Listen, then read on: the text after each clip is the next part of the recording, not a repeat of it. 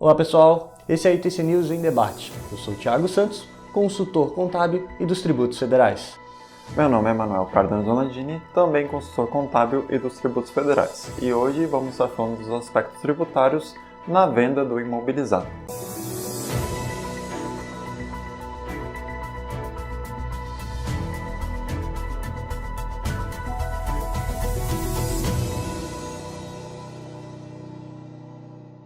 Primeiramente, cabe ressaltar o conceito de ativo imobilizado, né? Perante a norma contábil, ativo imobilizado é todo aquele bem tangível utilizado na prestação de serviços, no fornecimento de mercadorias ou na produção que se espera utilizar mais de um ano.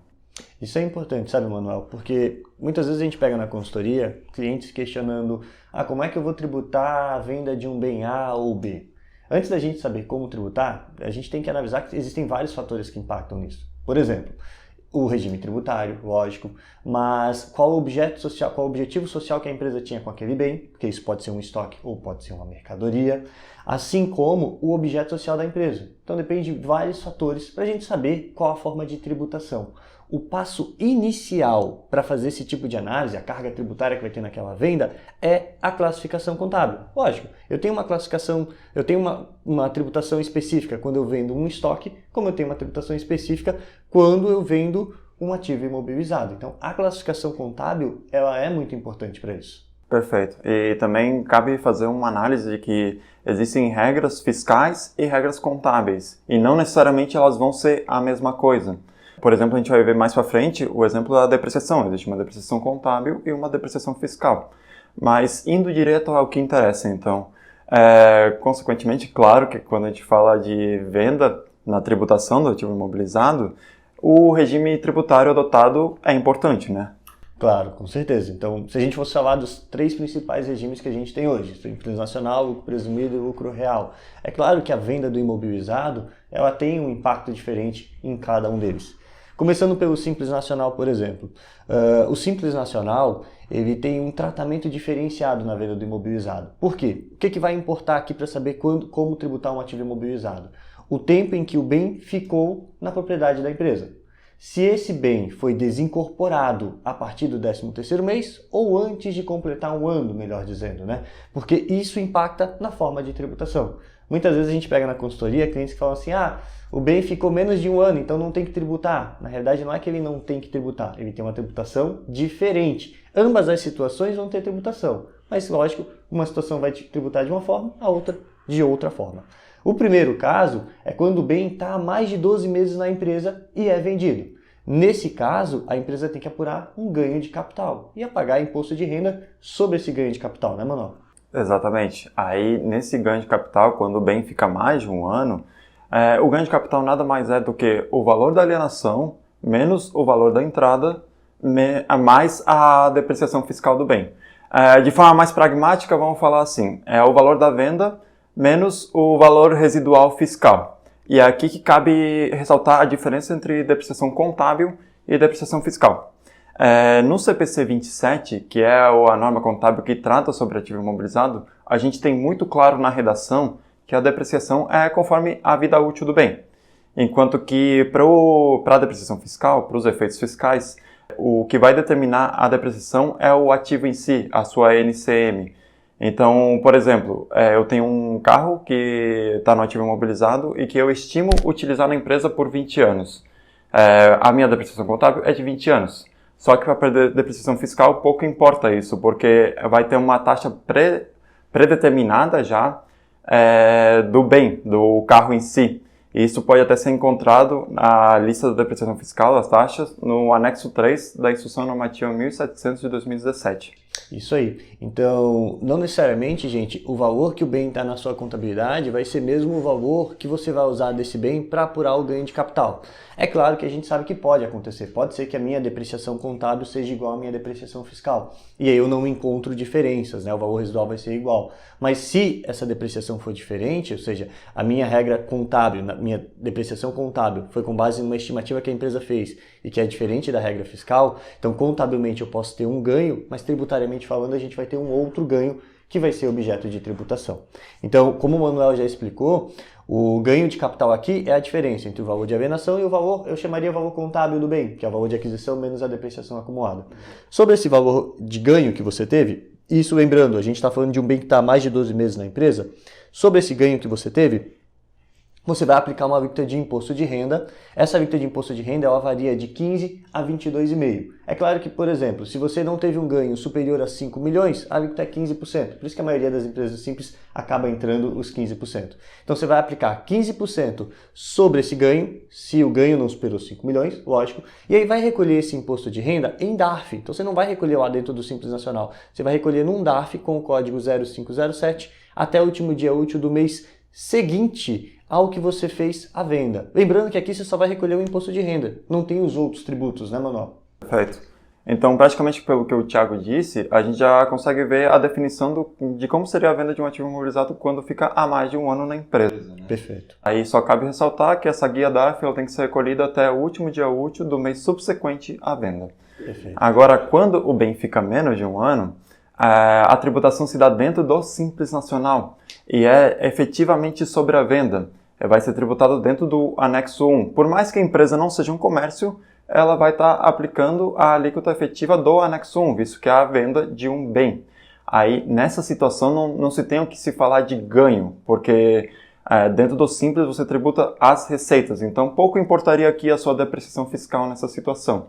Aí você aplica a tributação do anexo 1. E quanto aos demais regimes tributários? Bom, então a gente falou do Simples Nacional, vamos para o lucro presumido. No lucro presumido, a gente sabe que a apuração de IR e contribuição é sempre trimestral. No lucro presumido, já não tem esse impacto se o bem está a mais de 12 meses ou a menos de 12 meses na empresa. Se é um ativo imobilizado, em regra geral, claro que tem algumas exceções à legislação, mas em regra geral, apura-se o ganho de capital.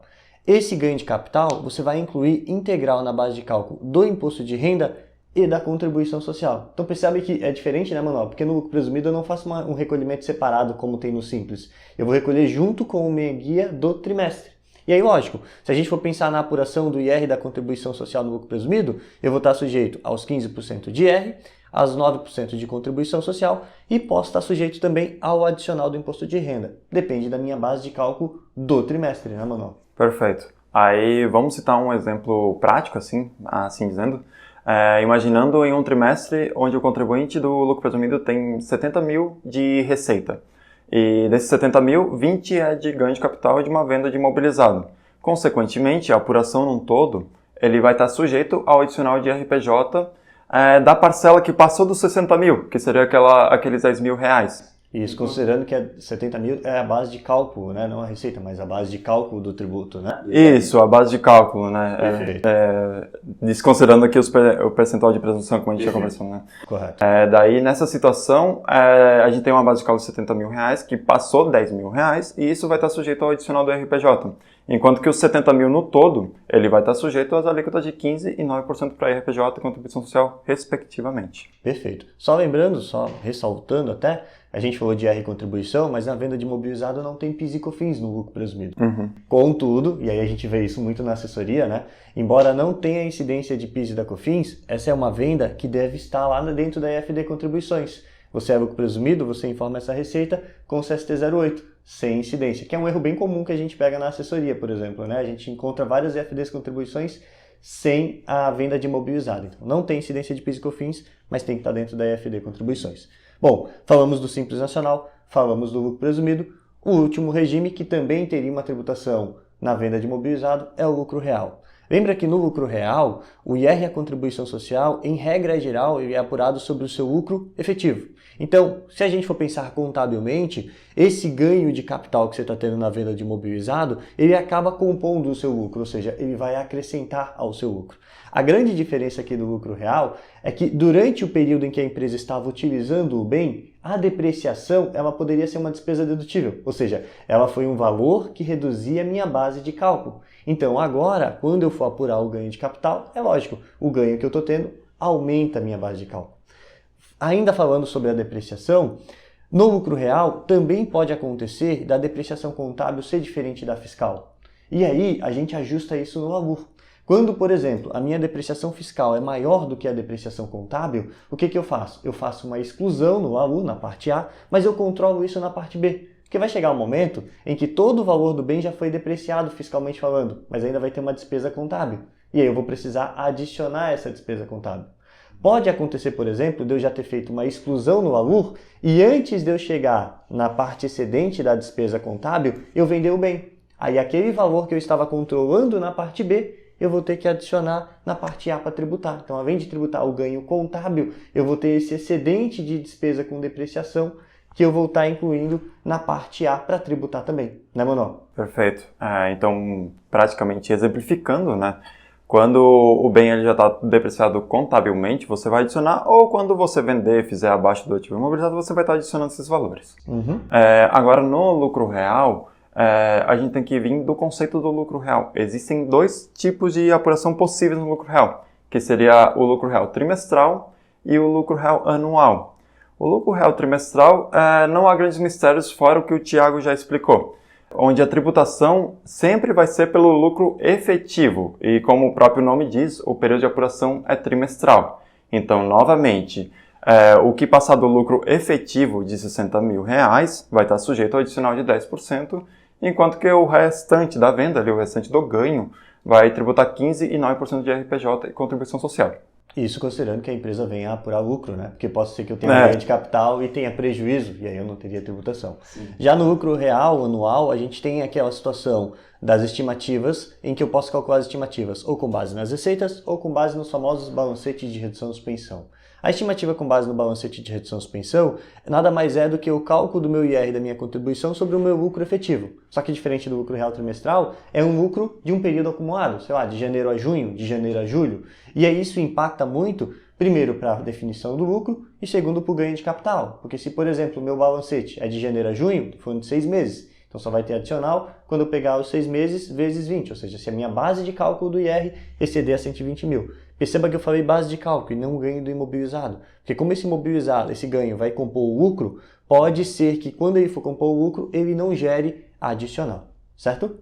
Perfeito. Então, como o Thiago explicou, isso é para estimativa de suspensão e redução. A gente também tem a possibilidade de fazer estimativa com base na receita bruta, que vai ter uma temática muito parecida com a do lucro presumido, porque se tributam as receitas. A grande diferença aqui é que a estimativa mensal, com base na receita bruta, vai utilizar como base de cálculo o mês, não o trimestre como seria no lucro presumido. Então, consequentemente, o seu adicional vai incidir somente da parcela que passar de R$20 mil. Então, imaginando uma situação onde um contribuinte tenha um ganho de capital sobre um ganho de capital da venda de imobilizado que seja igual a R$35 mil, uma parcela de R$15 mil vai estar sujeita ao adicional, enquanto que o 35 no todo vai estar sujeito a 15% e 9% do imposto de renda e da contribuição social. Isso aí. Um ponto importante só do lucro real também que é importante a gente comentar é que no lucro real, em regra geral, as receitas são tributadas pelo regime de competência. Então, ou seja, no mês em que eu venderia o imobilizado, eu já teria que tributar, mesmo que eu receba parcelado. Eu não aplicaria o regime de caixa. Existe uma exceção no lucro real. Qual é? Quando você receber parte do valor da venda após o término do ano calendário seguinte. Exemplo, eu fiz uma venda agora de 2021 de um imobilizado e uma parte dessa venda eu vou receber só lá em 2023. Aí eu posso tributar esse ganho de capital à medida do recebimento. Então, regra geral, é o lucro real ser tributado pelo regime de competência. Há essa exceção quando eu recebo parte do valor da venda após o ano calendário subsequente, que aí eu posso tributar conforme o regime de caixa. E aí como é que eu faço isso? Valor. Exclui o ganho de capital e vai adicionando as parcelas conforme você vai recebendo. Conforme o efetivo recebimento, né?